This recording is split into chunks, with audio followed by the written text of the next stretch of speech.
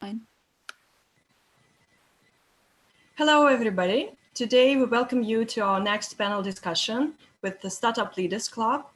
It's an open panel discussion with the inspirational leaders of innovation and drivers of change. It's devoted to the impact of COVID-19 on global tech, Series 3, and we are mostly focused today on crisis communications. Today, I have our honored speakers who represent different fields and segments today.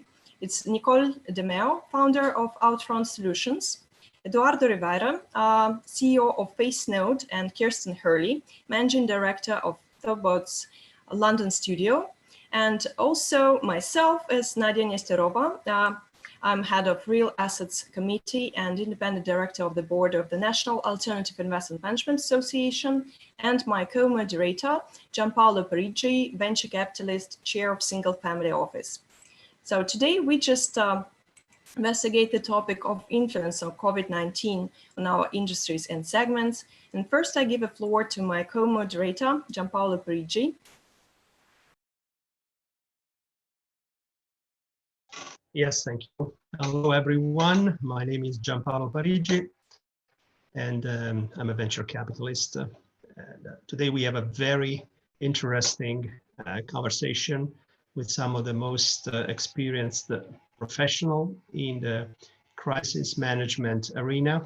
And we're gonna go granular into the backstage of companies when crises occur. We are living a major crisis nowadays around the world with the COVID-19. And I would say that what we will learn today from our expert will be quite fascinating and intriguing. So without further ado, I would like to leave the floor to Nicole DeMaio. And please, Nicole. Thank you, Gianpaolo, and thank you, Nadia, for having us today. Hi, everyone. I'm Nicole DeMaio. I wear a lot of different hats, literally and figuratively. You'll see that I'm mainly only pictured or showing up to events in hats. So I'm wearing one from my living room today. But that's just a good metaphor for the fact that I do a number of different things. Some people have called me a multi-passionate entrepreneur and multi-passionate investor. I'm a consulting chief marketing officer by background and a communications and marketing expert. And I've also been a partner and chief marketing officer for Andra Capital, which is a venture capital fund that part of it is based on the blockchain. So therefore, my connection with the blockchain community in a significant way. And then some of you also know me as a winemaker. I have a vineyard in Argentina. So what some of you may not realize, and I've been building this expertise over the years, is that I have a very deep background in turnarounds and crises. And I've worked with my business partner, Janine Moss at Outfront Solutions, on just a number of very large crises of our time.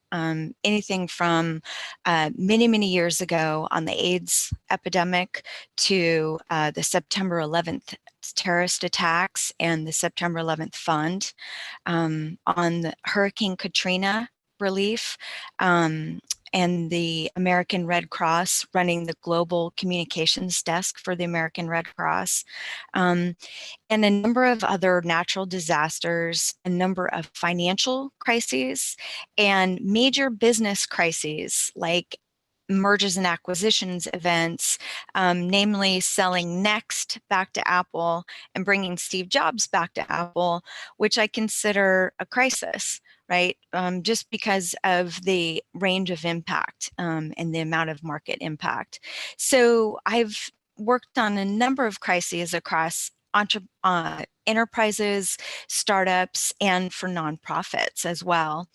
And so that led myself and my business partner, Janine Moss, to form Outfront Solutions.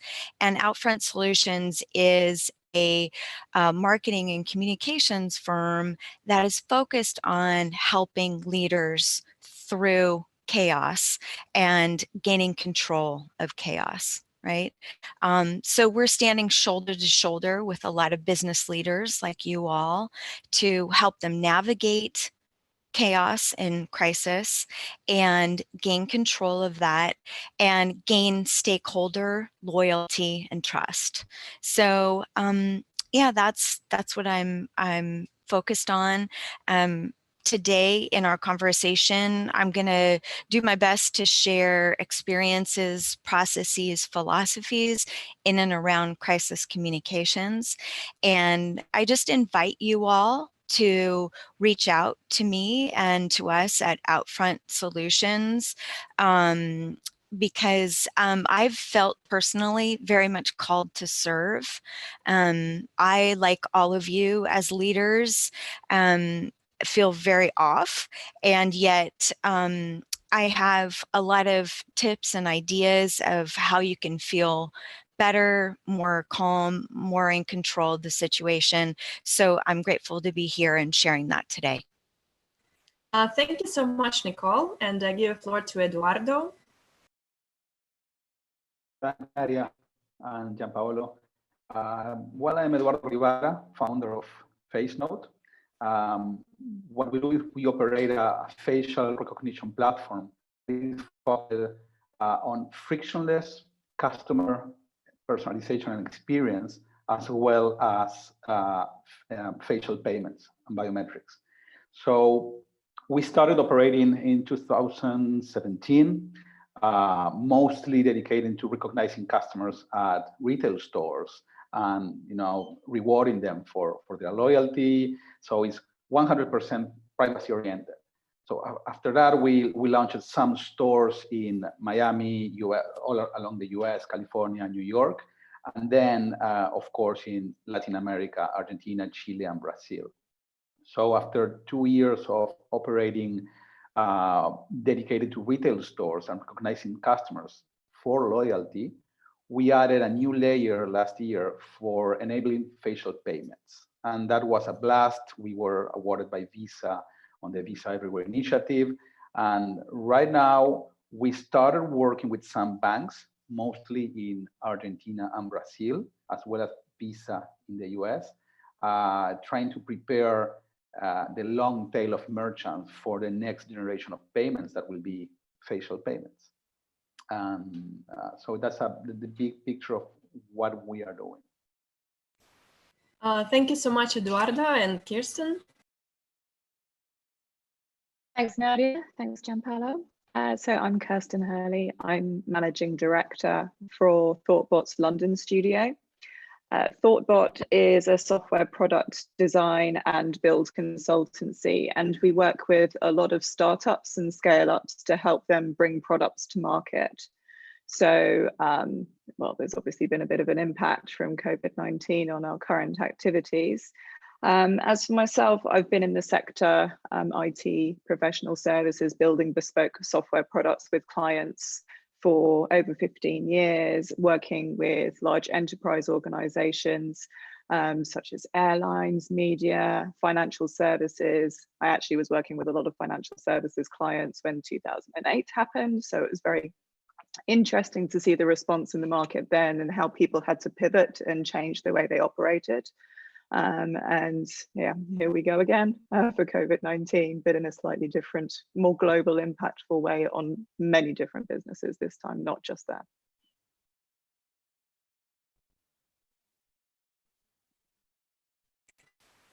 And Gianpaolo, maybe you will address some question. Yes, thank you. The first questions are for Nicole. I think our audience would be very curious to see what are the first actions that you implement when you are called on a crisis management engagement by a client. And my second question is there any difference if the client is a corporate versus the government? Sure. Thank you. And I just wanted to note that we have a very international panel for you all. I'm based here in San Francisco, and the other panelists are all over the world. And so I really appreciate that. It's nice to feel connected this way and in business all over the world, and how we're all here to, really give back to the entrepreneurial community. So I just wanted to acknowledge that. Yeah, I think, in starting off, the first things that you want to feel when you're getting into a crisis is you want to feel like you can kind of take some control of the situation, right? So it all starts with a deep situational analysis. And it doesn't matter if you're talking about a government sector or if you're talking about a business sector, an entrepreneur. You really need to do a deep dive and do discovery, just like lawyers do discovery. They build all different facts and points around a case so that they can go in and present to it well. So in a crisis, you are gathering the facts. In this case, we're gathering the facts about the virus and how to address it as it pertains to your company or your organization. You're looking at all your stakeholders. How are they affected? Not just your customers and your employees, but how are all of your stakeholders impacted by the crisis, and what do they need? And from you, and vice versa. Then I highly recommend that you go about building a response plan. And it may feel right now it's like building the plane while flying in the air, but it's still worthwhile to create a response plan. And it's going to be important to map realistic goals to that response plan. And we can talk more about response plans later in this conversation if you'd like. Next, you really want to make sure you're giving attention to the entire customer experience across all touch points, right? So you're looking at if there's a store or physical location, online, in social, across owned, earned, paid, and social media. So you're looking at all those touch points to make sure that you're coming through in a consistent and strong way. You can control, and what's important is what you say and how you say it. Now what you say matters more than ever. And you can control, and you have the power to be in community and collaborate. So like we are today, it's really important to collaborate. You don't have to have the answers to absolutely everything. You can reach out to your stakeholders and others in community to help come up with the answers for your stakeholders. But I think now is a really important time to jump in and collaborate. And finally, how you help is really important. Everyone is good at something, and helping in ways that is good for the greater good is going to feel really good, and it's going to reflect well on your organization. So all the while, I think it's important to match this to the value system of the organization and the business so that you're coming across in an authentic way. Thank you very much, Nicole and Kirsten.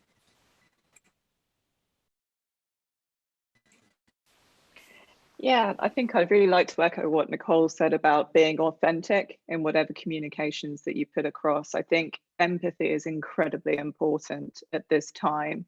And that should be the first thing that you think about. What you don't know how someone's day is going when you reach out to them if you're communicating with them. So think about that and be incredibly delicate. I do think that you do need to try and plan as much as possible and have a strategy. Also, so that your employees know what to say as well to individual customers or stakeholders that they're also meeting with. So briefing them in the background as well as having a public face, I think, is also very important as a part of your strategy as well. Everyone is scared for a great many different reasons. So giving your employee base as well a structure to work with is just as important, so they feel confident and supported too. Thank you very much, Kirsten. And Eduardo, do you see any new formats of collaboration in these days? What do you observe there? Well, yes, I love the part of transparency as well. So we as a startup, we operate basically at 4 levels that we need to address on this crisis. The first is, of course, our B2B or retail level. This was where we took the biggest hit. And then, of course, we have the R&D and innovation that we are working with bigger corporations. The third level would be the investors. And the fourth level is our own staff and people. So we manage this in a different way. The way we see it is that regarding both innovation with corporations and dealing with that kind of departments is somehow business as usual. They keep operating on the lab. They are still developing, so we can keep a big activity going forward. And regarding investments, somehow there was a shift in the way what they are looking and what they're expecting from us. But we are managing all these 4 levels with a great deal of transparency. Specifically with our own developers, we try to manage the expectations and always put something in the future. So what we try to do is both with companies and with our own team is think 5 months ahead, 1 year ahead, 2 years ahead. So we should, of course, we're dealing with a crisis, but we shouldn't be setting our focus too short. And this is easy to say, as Nicole, of course, will explain, I'm sure. It's easy to say, but very hard to implement. But we try to do that. We try to focus on the long term as well. Can I just jump in on that and just say that I think that's such an important point, Eduardo. We all need to be focused on planning for the different scenarios, right? And that's how, being smart about, having a plan in place for the different types of scenarios and outcomes that may come is going to be really important for your leadership, and that'll dictate a more successful outcome. So I think that's really, really smart to do. Gianpaolo, do you have a comment? I have a question for Eduardo that his comment raised a point in my mind. Eduardo, as you scale up what it appears to become, and I wish you the best of luck, a global business, do you see differences as you proceed entering across different geographies? Because one would think, for example, facial recognition, it just applies to humans. So humans are humans, whether they are in Africa or in Latin America or in Asia. Do you have any particular issues that you feel you're dealing with because now you've exposed yourself to primarily Latin America, and of course you got negotiations, you told us, with Visa in the US, but do you expect to see or to have to pass certain hurdles? I'm not talking about administrative or bureaucratic, I'm just talking in terms just of let's say the resiliency of the business model across different geographies and the cultural impact. I'm curious if you could elaborate a little bit on that. Yes, I mean, effectively, we see a very big difference in the way that, especially biometrics, privacy is being handled in different geographies.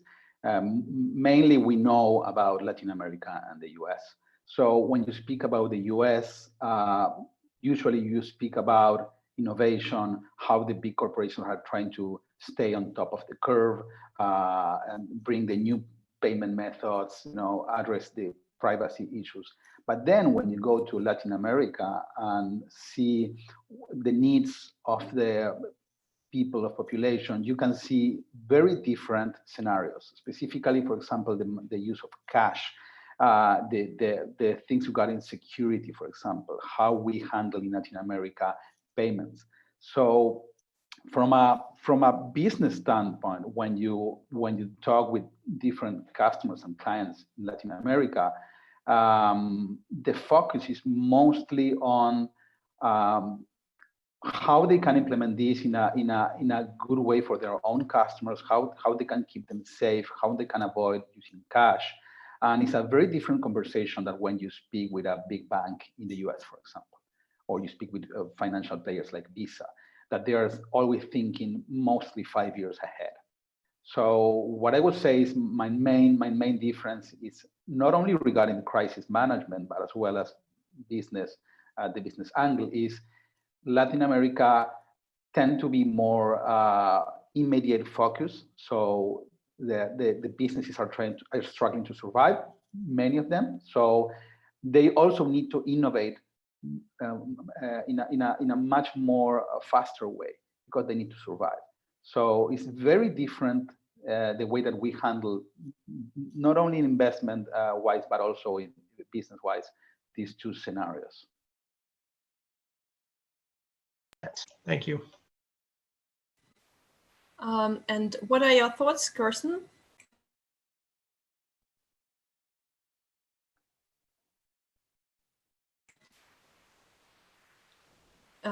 We don't hear you.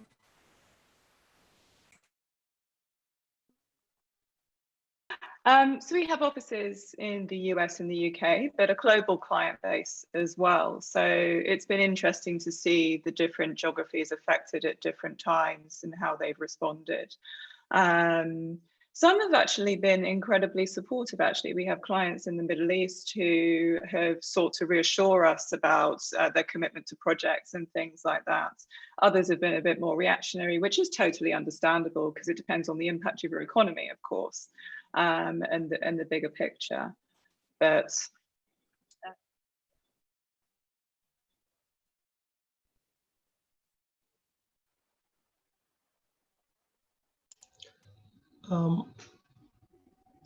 can I ask a question?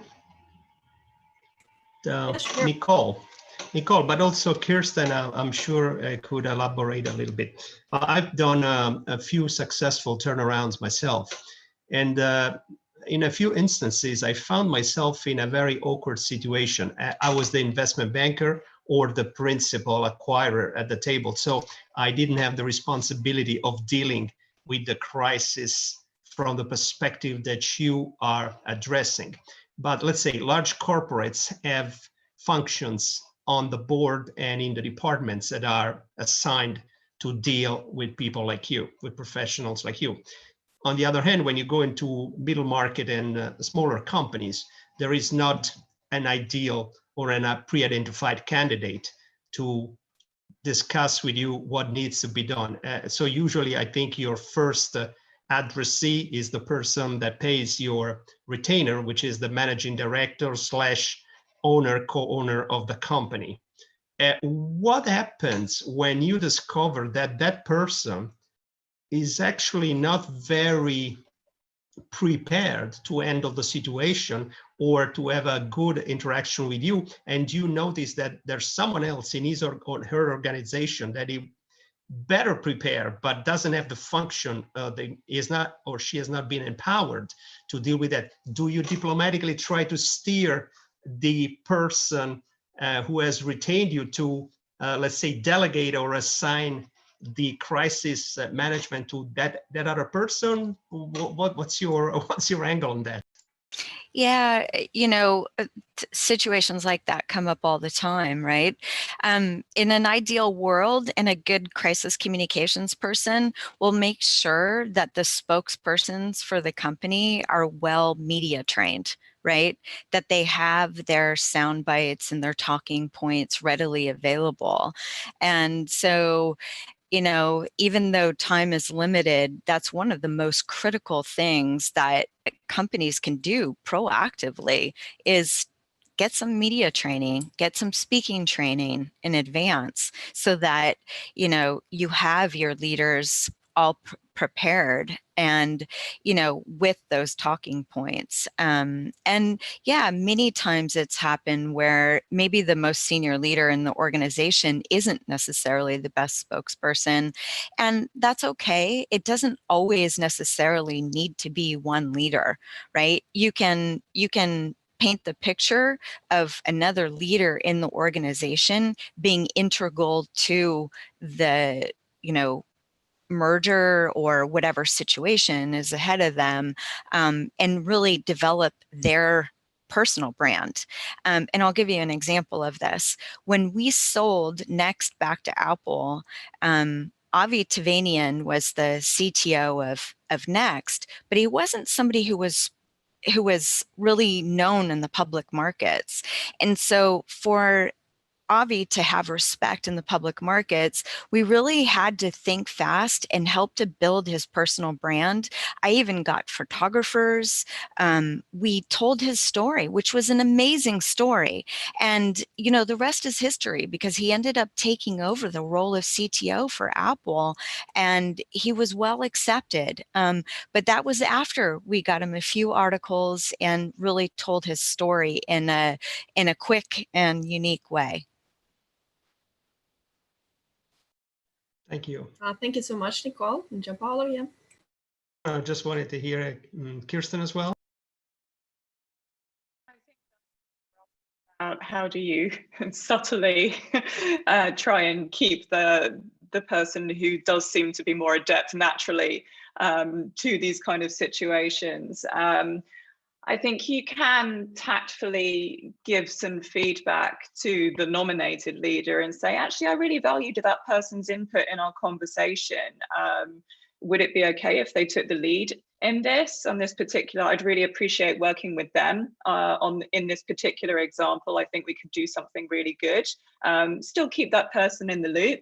But yeah, I think there's ways of gently feeding back and saying, I think ultimately the outcome will be a lot stronger if we all keep working on this together.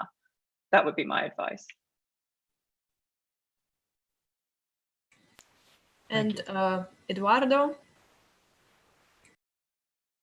Okay, so one key aspect that I would like to mention is that between all the sad calls that we have, like pausing business and pausing our campaigns on, of course, on retail stores, we can see a very good opportunity at this time working with bigger corporations R&D departments, because these departments usually thrive and tend to grow on crisis. This is the moment where research and development are able to start thinking, and they're able to work with startups like us, because we have a lot of idle workforce working on development and research. So between all the calls that we had over the past 3 weeks from retailers saying, hey, we need to pause for the next 2 months or whatever, we have very good calls. For example, a big bank from Brazil just called me out of the blue and say, hey, we want to start trying something new on the lab. This can be done remotely. And for us, it was a very happy call, because we can start developing, we can start doing what we know how to do. And we can do it remotely, 100%. So this is a great opportunity to do that kind of R&D. And the good thing is that we know that working with these big corporations usually has a 4 or 5 month cycle up to the moment where you are ready to deploy something.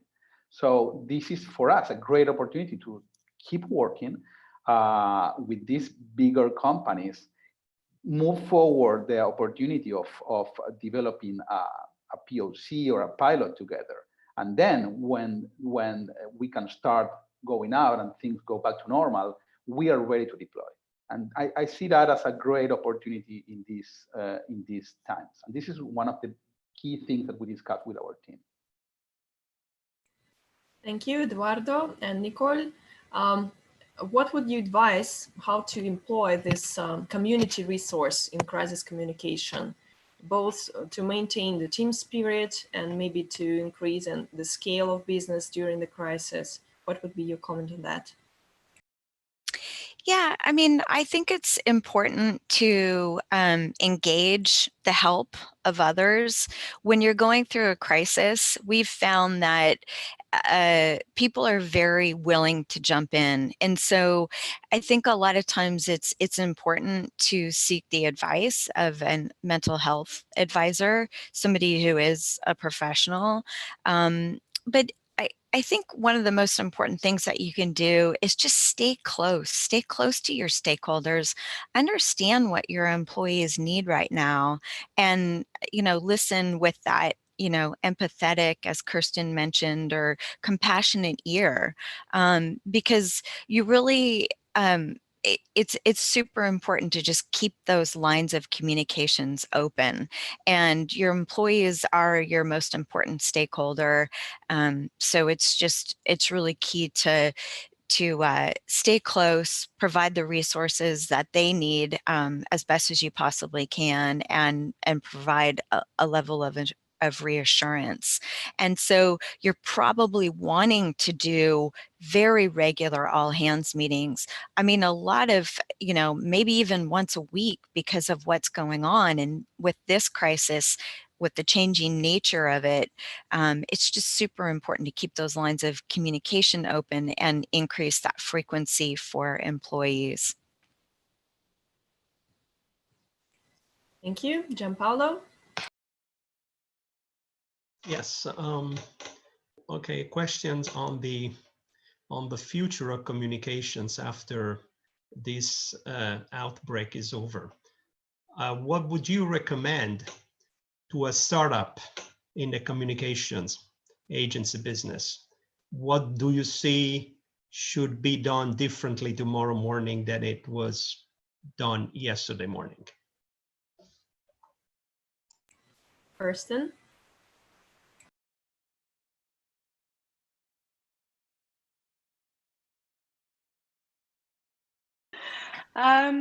I think from a point of view of startups, a lot of them are going to be challenged that maybe they may have been working on something which isn't quite relevant for the current economy. So we're seeing a lot of them are replanning, thinking, how can we pivot our business? And so in that example, then they have to manage communications with their investors, as well as perhaps an expectant consumer base that they've been building up, people who are waiting for that. So keeping the right people informed at the right time as to what you're doing, if you are changing your business, is important. And if you're not, if you're putting it on pause and saying, actually, we're going to delay what we're doing at the moment because it's not meaningful in the world right now, that's also okay. But I mean, the underlying theme, I suspect, of most of the advice that I'm going to be giving is about being open and transparent. There's a fine line between scaring people, obviously, or you don't want to undermine any confidence in your brand or your product by being too negative. But trying to be positive, displaying leadership and consideration for the events which are surrounding us, which are outside of our control, are going to be important factors in how you approach your business. And Eduardo? Well, yes, it's exactly like that. We as startups, all the startups usually, we tend to live on the verge of a crisis. We are very, very used to working on crisis level, and we are usually having these conversations about, are we going to be, are we going to be around in the next month? How is our runway doing? So we are always trying to survive, basically. But when you add on top of this usual stress, you don't want to add, a big percentage of new stress on that. So we are usually having this type of conversations: is are we going to be able to survive next year? And right now, I think that the way we handle this is we try to handle it in the usual way that we handle this question. Hey, we just need to focus. We just need to move the ball forward and think forward, and not just keep the eyes on the immediate threat. So this is easy to say, but I think that in this case, it's extremely important, the focus part. So usually as a startup, you need to focus. You cannot just devote whatever thing you think might work. You need to focus on one thing. And I think that in this type of crisis, what we are learning is that it's extremely important to keep your focus, just devote whatever strength you have left for the 20% most important thing that you can do to survive, and then just express some confidence to your team and give your team something to fight for, some future path that you can see. So I don't think it's quite a lot different of usual business for a startup, but it's just at a new extreme level. And what would be the most successful business models and how to make them more adjustable to the ever-changing reality? Because we may encounter crisis faster and faster. Nicole? Well, I think Eduardo said it well. A lot of times startups are, are very much able to be agile, able to be flexible. And what you're seeing in, at least, and I'd love to hear from Gianpaolo about this as to what he's seeing as well, but I'm seeing a lot of entrepreneurs being rewarded for how they're reacting to the crisis. So those companies that can either pivot or slightly tweak their business models to the new reality are the ones who are seeing more funding. They're getting, media traction, all these different things, because guess what? The world is completely changed, right? Like, we're probably not going to be shaking hands again the way we used to, or we're not going to be attending conferences quite in the same way that we used to. There are a lot of different things that have shifted probably forever. People are starting to get used to working from home. There probably will be more of that moving forward. There are a lot of things that are changing. And so those organizations that are able to quickly adapt to the new environment are going to continually be the ones who are going to do well.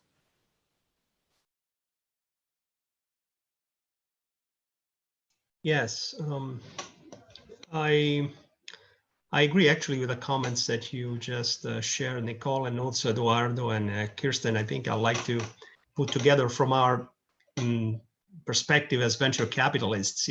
We see that a lot of the startups, not only in the technology space, but also in other areas, even in old bricks and mortars, but they are in a moment of, they look like they're caught in a time warp. They're just blocked. And they know that most of them have to re-engineer. Some of them have to tweak their business models or their products or services. But what I really finally see that it's dawning on all of them is the realization that the world, actually the world changed even before the coronavirus. But let's say that the coronavirus has lifted the final veil.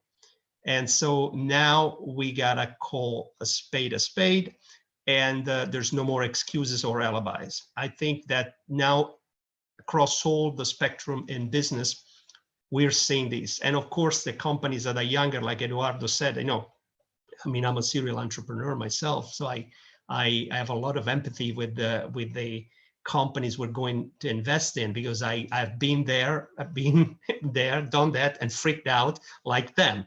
But I think that they are really, they're walking on eggs. They're just on quicksand.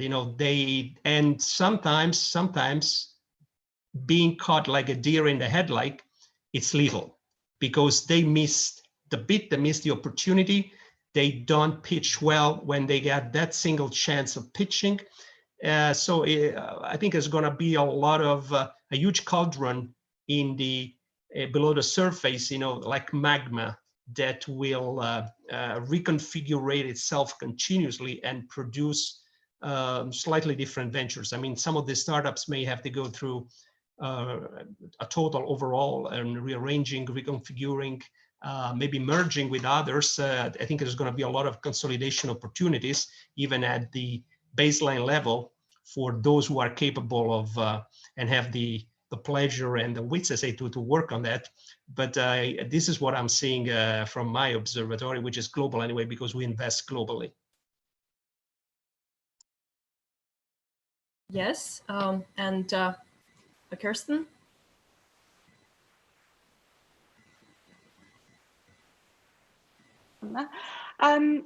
So I think it's interesting because entrepreneurs are actually some of the naturally most creative people that I've come across. That's how they survive, because they are actually, it's in their toolkit to be able to pivot and respond and change their business model. Normally because they might have had to go through a few iterations of that before they've become successful at what they do. So, I mean, there are examples in more traditional businesses like smaller alcohol distillery businesses, for example, who have pivoted to now use their machinery to be able to provide hand sanitizer to people. And I think that's interesting. So is there something in your business where you can actually contribute to the cause? And for a lot of tech startups, have you been gathering data that actually you can make openly available, which would be helpful for people to solve the problem? Things will strengthen your brand. It may take your business in a new direction, but I think it will give everyone purpose. I can't remember who mentioned that word, but it's really important. It may have been Eduardo. Like, give everyone a purpose at the moment if the longer term goals feel too far away right now. I love that. Kirsten, I just wanted to jump on that and just say that I also encourage all business leaders to look at different ways that they can exercise creative compassion, right? And really, you know, what is it about their business where they can be lending to maybe a little bit of better world, a little bit better situation for their stakeholders. It could be taking care of your own employees in a new and creative way. It could be taking care of customers or vendors. But I really encourage companies and brands to get creative and think about ways that they can be compassionate and, you know, maybe bring something to the table that will always be remembered. Thank you. And we've got a question for Eduardo from our audiences. You mentioned about cash management, and do you think that COVID-19 could be a driver for new companies which provide cashless services? Yes, and then let me mention something. This is a fantastic opportunity to find and trim your market fit. The way I see it is that we cannot afford as a startup to be, just caught as a deer on the headlight, as Gianpaolo mentioned. We need to really cut the fat off your product. You really need to focus on your core and find an extremely good market fit. So that said, and this is the agile mantra, right? Find your core and focus on that. So that said, and answering to the question, yes, we found that although we are focusing on, for example, frictionless personalization and loyalty, and we can recognize customers when you enter a store and say, hi, Eduardo, hi, how are you doing? This is your gift for today. So we found a great opportunity for cashless transactions. We think that the future is frictionless. We think that, of course, after going through this crisis, everybody would be thinking again about using cash and touching stuff. So this presents a good opportunity for cashless operations, or the way that we see it, invisible payments. You know, the way that you enter a Uber, you get off the car, and then it's being paid for like you're a great superstar. So this is what we call invisible payments. And yes, the short answer will be yes. We believe that cashless transactions and companies that are working towards a world where you don't need to touch nothing, you just can walk and pay just by being you. You pay with your face just by being you. I think that presents a fantastic opportunity for any type of company, not only biometrics. Any company that works in this kind of remote or semi-local remotely type of operation or frictionless operations would be able to thrive on this crisis.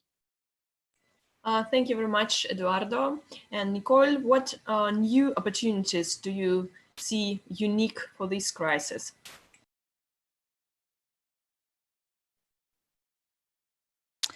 Yeah, kind of going back to some of the things that we reflected on earlier, once you're closer to understanding the needs of your stakeholders, hopefully you're doing that in your business every day, but really your stakeholders and what you're doing in discovery is going to tell you, what this, what your outcomes should be and how you can maybe better serve your stakeholders moving forward.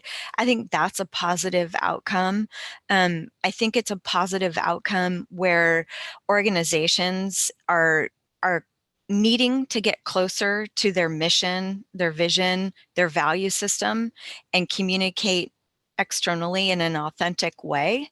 And I think the world is demanding that. The world is demanding that level of authenticity, and especially now. So I think that's actually a good outcome where organizations can get better values aligned, mission aligned, and really deliver on what they're here to do. And I also really hope that organizations take inspiration from what maybe others are doing in and around giving back and showing up for their different stakeholders in the world at large. Really what you do now dictates your successful outcome. And it's important to do scenario planning, as we mentioned before, and really guide your business and your communications and benchmark for how it is that you also come out of this crisis. Yes, and there is quite a recurrent question, which is usually addressed to you as well, Nicole. Should it be appropriate to be selling during this time? Yeah, that's an important one. I think that the answer is it depends a little bit on what it is that your product and service is. If your product and service is essential during this time, absolutely, you should be getting it out there in the world in a significant and consistent way. Of course, all the while being compassionate in your communication. It's not to say that you're selling without acknowledging the situation. And it's also not to say that you're selling without being cognizant of the phase we're in. So at first, we all were wanting to inform and educate around the crisis and the COVID-19 situation. Now, I think we can also, people are starting to get fatigued. We don't want to just hear about the COVID-19 situation. So when you're approaching selling, you are acknowledging the situation today, but you are also presenting your information about your product or service. And yeah, if people don't necessarily need your product right now, now's a good time to tell the story about your process. Maybe maybe show them a little bit more of the behind the scenes and the manufacturing and how it is that you go to market, so that you're continuing to develop a relationship with your stakeholders, even while maybe it's not as important or appropriate to be selling. But I think, this is where also creativity comes in, and this is where reassurance comes in. And, companies like I've noticed in the United States, Best Buy are doing a really good job of positioning themselves as being in service, but yet all the while they're still selling. They're still saying, you know what, you still need our technology while you're going through this. And here are some processes that we've set up to make it safe for you because we care about you. And by the way, this is also how we're taking care of our employees. So I like the fact that it's a female CEO. But yeah, I just think that some companies are doing a phenomenal job, and we could do a whole nother talk just on examples on what companies are doing. And, you know, if anyone wants to follow up with me after this talk, I welcome you to connect with me on LinkedIn. And I'm always happy to share examples of good selling techniques. Thank you so much, Nicole and Kirsten. If that could be one word to focus on during this crisis to stay afloat, or maybe to give a new prosperity to your business, what this word could be?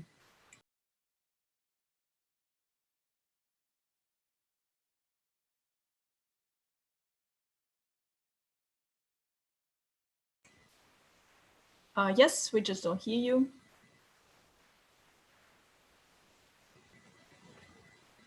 No. I could read Kirsten's lips. I think it was empathy. Yes. Have a new game. That's we great. got it. We got to do what we've got to do on webinars, right? We hear you, Kirsten. So you introduced a new feature into our panel discussion. Thank you. Eduardo? Okay, I would say two words mainly. I love the empathy word because, as you mentioned, now is a good time to have a lot of empathy with your customers and your clients, you know, but not only with them, but also with your team. The second word would be stay agile, stay trim, stay fit. Now is a moment for not for huge and big gestures. Now is a moment of being able to survive, to just save your energy, save your faith, save your energy, and keep pushing slowly forward, because we will make it through. Thank you so much, Nicole. Yeah, I think it's compatible with the answers by the rest of the panel, but my word would be resilience. You know, this is going to play out. I mean, if you look at some of the reports by McKinsey and the different scenarios, I think we're going to be dealing with this crisis through the end of this year at a minimum. And so we all need that kind of stamina and resilience to be able to navigate through this and get through it together. Thank you. And Gianpaolo? Well, if I have to use one word, in America, I would say no frills. But the international audience, I would say that what Nicole said about authenticity resonates probably better across different geographies. So authenticity. And what would you take to go from today's discussion, Kirsten?